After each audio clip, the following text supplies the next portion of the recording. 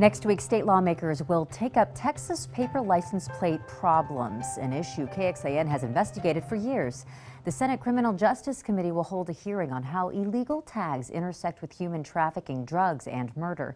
The House Transportation Committee, meanwhile, will study the effectiveness of a recent law meant to curb paper tag fraud.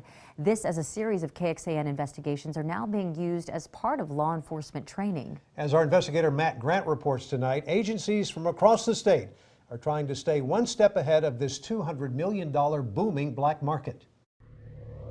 Why don't you go ahead and take a look at this video from KXAN. Thank you, Matt. Our investigations into Texas's risky rides. Very, very good coverage right there. Used to educate law enforcement officers.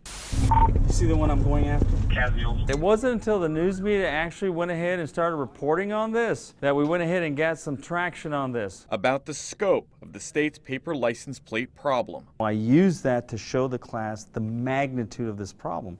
And then that is extremely helpful to us, your report that you did. KXAN getting exclusive access inside an 8-hour buyer's tag boot camp. Look at it.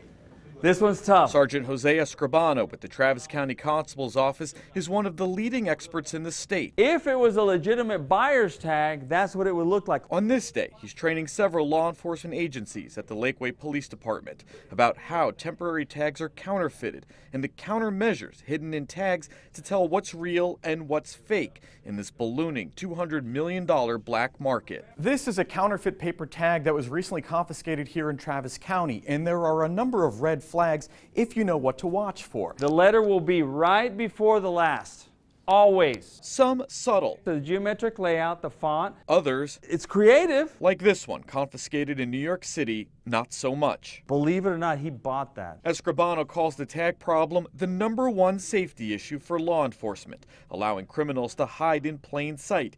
He says they're often linked to burglaries and violent crimes, like the killing of 2 law enforcement officers in Texas. Tom Donaldson is a patrol officer with the Wymore Police Department. He drove 2 hours to be here, saying he hasn't seen anything like this in his over 30-year career. I didn't know the extent of it. No, I didn't.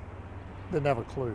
So this was eye-opening? It was very much eye-opening. Every time I go into a class like today, they are unaware of the tag, the magnitude of the tag problem, or what to look for. They're not trained for that.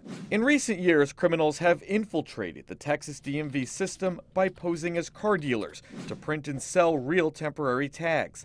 With the state cracking down, Escribano says crooks are now going back to counterfeiting and altering paper plates. Statewide, he's seeing an increase in 30-day permits, which he says are used for everything from human smuggling to avoiding vehicle inspections and registration. He says 6-day permits are also now being altered. If you have Adobe Pro and you have a 6-year-old kid that knows how to use a computer, they can change a tag and it's going to look legitimate. The problem so prevalent, he's now handing out these flyers in Austin, warning drivers not to buy illegal tags on Facebook or use them at all. Officers will not enforce what they don't know, and they're just not teaching this. In Lakeway, Matt Grant, KXAN investigates.